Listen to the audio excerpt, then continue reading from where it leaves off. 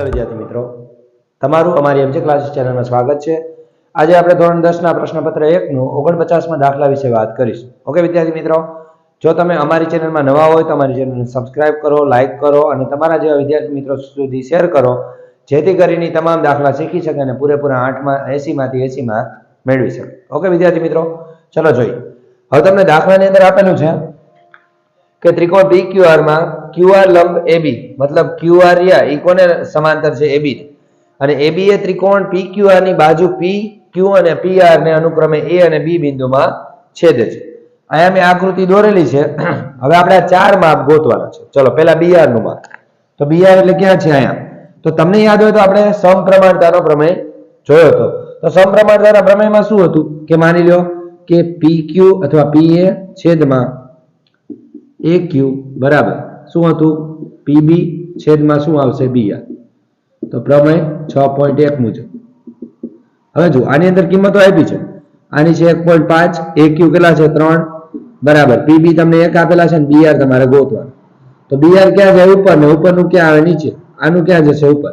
મતલબ તો BR બરાબર 1 ગુણ્યા 3 ભાગ્યા 1.5, આના પોઈન્ટ કાઢો એટલે ઉપર 10 આવશે। રેડી? 3 5 15 ને 5 2 10 એટલે BR બરાબર તમને કેટલું માપ મળ્યું? 2 સેમી। સમજાણું? હવે BR નું માપ તમને 2 સેમી મળી ગયું છે। હવે બીજું તમારે PQ નું માપ ગોતવાનું। PQ એટલે ક્યાં છે? આયા। તો આખું માપ મળી જાય તમને આરામથી। તો PQ બરાબર PA વત્તા શું આવશે? AQ। સમજાય? આમાં કઈ ગોતવાનું નથી, આમાં સરવાળો જ કરવાનો। આખું માપ ગોતું છે તો આટલું પ્લસ આટલું એટલે 1.5 વત્તા 3 સેમી એટલે કેટલા આવશે? 4.5 સેમી। સમજાણું? સાવ ઈઝી દાખલો છે। હવે PR નું માપ મતલબ આખું તો એ મળી જશે આરામથી। તો PR બરાબર શું આવશે?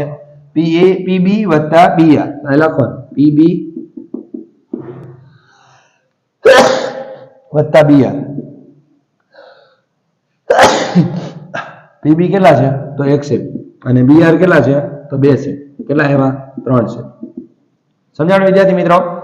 PR બરાબર તમને મળી ગયા છે PB વત્તા BR। ચલો આગળ એના પછી જોઈએ નેક્સ્ટ। હવે તમને એમ કીધું છે ચોથા નંબરનો પોઈન્ટ કે ત્રિકોણ PAB જે સમરૂપ ત્રિકોણ કયો છે એ આપણે બતાવવાનો છે। તો ચલો જોઈએ। PAB તો સમરૂપ ત્રિકોણ કે ને તો આ બાજુનો જ લેવાનો, મતલબ PAB હોય તો PQR। હવે બતાવી દેવાનું કે ત્રિકોણ PAB સમરૂપ ત્રિકોણ શું થશે? PQR। સમજાણું? આટલું જ ખાલી લખવાનું છે। જોઈ લેજો, દાખલો અઘરો નથી, નોટબુકમાં ઉતારી નાખજો।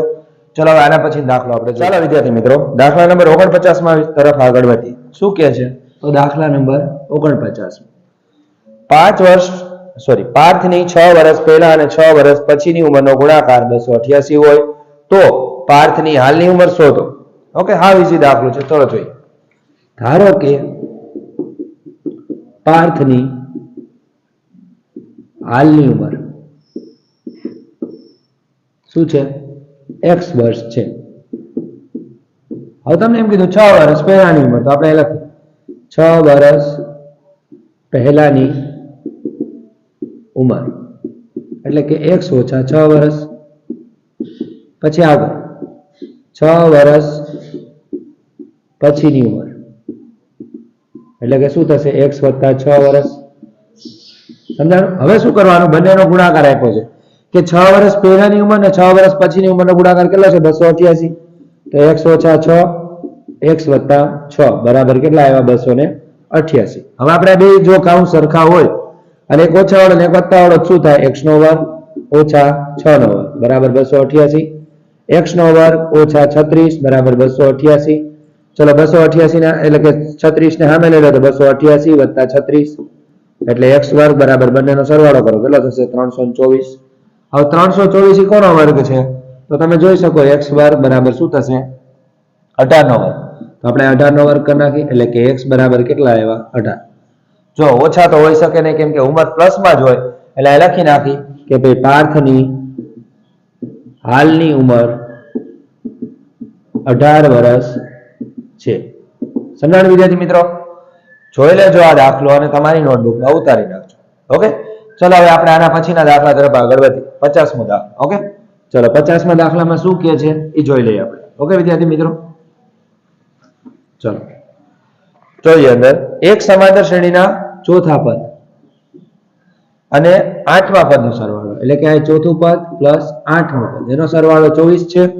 જ્યારે છઠ્ઠા પદ અને દસમા પદ એટલે કે છઠ્ઠું પદ વત્તા દસમું પદ આ બંનેનો સરવાળો કેટલો છે 44. તો પ્રથમ ત્રણ પદ શોધો. પ્રથમ ત્રણ પદ શોધો મતલબ કઈ રીતે? તો a plus D a plus 2d આ પ્રથમ ત્રણ પદ છે. હવે ચાલો જોઈએ a4 અને a8. તો આ શું કરવાનું? a3 પ્લસ મતલબ જો આ એક વસ્તુ યાદ રાખો ચોથું પદ હોય ને એટલે વિચારવાનું નહીં. a પ્લસ ચોથું હોય એટલે એક ઘટી જાય એટલે a પ્લસ 3d પ્લસ અહીંયા આઠમું હોય તો શું થઈ જાય? a પ્લસ 7d બરાબર 24 આવ્યા. હવે તમે કહેતા હશો કે ભાઈ આ કઈ રીતે આવ્યું? તો એ હું તમને સમજાવું. ઓકે વિદ્યાર્થી મિત્રો ચલો જોઈએ. અહીંયા તમે an નું સૂત્ર મૂકો a પ્લસ n માઇનસ 1 ગુણ્યા d. ચોથું પદ છે અહીંયા ચોથું પદ આપણે મૂકીએ a પ્લસ 4 ઓછા 1 ગુણ્યા d. તો તમને શું મળ્યું? a પ્લસ 3d મળ્યા. સમીકરણ નંબર 1 આ ચોથું પદ મળ્યું. હવે એવી રીતે આઠમું પદ ગોતવું તો એનું સૂત્ર મૂકો a પ્લસ n માઇનસ 1 ગુણ્યા d. આઠમું પદ મૂકો એટલે a પ્લસ 8 માઇનસ 1 ગુણ્યા d એટલે કે a પ્લસ 7d. સમીકરણ નંબર 2 સમજાણું? આવી રીતે આવ્યા. હવે માની લો બીજું આપણે કરવાની જરૂર નથી તો ચલો આપણે જોઈ લઈએ શું આવશે. તો આપણે એક સમીકરણ ગોતી લઈએ. આનું હતું a પ્લસ 3d અને આઠમા પદનું હતું a પ્લસ 7d બરાબર કેટલા હતા? 24. હવે જો a પ્લસ a એટલે કે 2a થશે પ્લસ 3 પ્લસ 7 એટલે કે 10d થશે બરાબર 24. સમીકરણ નંબર 1. હવે એ જ વસ્તુ આયા કરીએ તો a plus 5d a plus 9d બરાબર 44. a કેટલા થશે? 2a 5 પ્લસ 9 કેટલા થશે? 14d બરાબર 44. સમીકરણ નંબર 2 સમજાણું? હવે જો આ બંને સમીકરણને ભેગા કરીએ તો શું થશે? 2a પ્લસ 10d બરાબર 24. અહીંયા શું આવશે? 2a પ્લસ 14d બરાબર 44. હવે નિશાની તમે ફેરવી નાખો આ નીકળી ગયું. 14 માંથી 10 જાય એટલે માઇનસ 4d. 44 માંથી 24 કાઢો કેટલા વધશે? 34 ને 44 એટલે કે 20 વધશે. કેવા? માઇનસ. તો d બરાબર માઇનસ 20 ભાગ્યા માઇનસ 4 4 5 20 એટલે કે d બરાબર કેટલા આવ્યા? 5.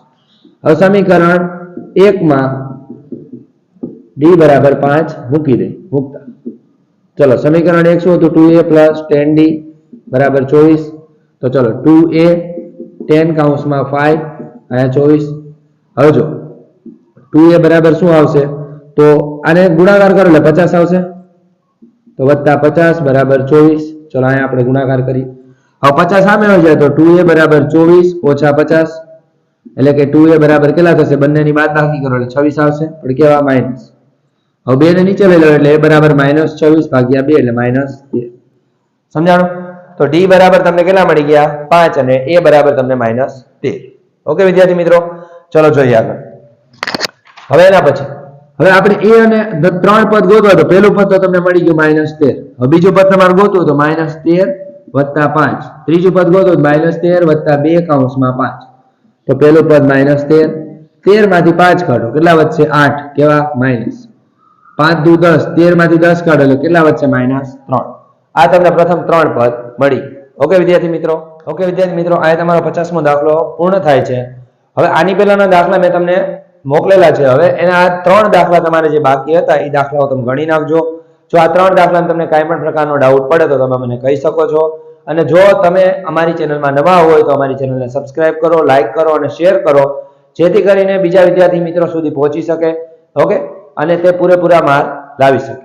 ઓકે વિદ્યાર્થી મિત્રો થેન્ક યુ સો મચ. જય હિન્દ, જય ભારત.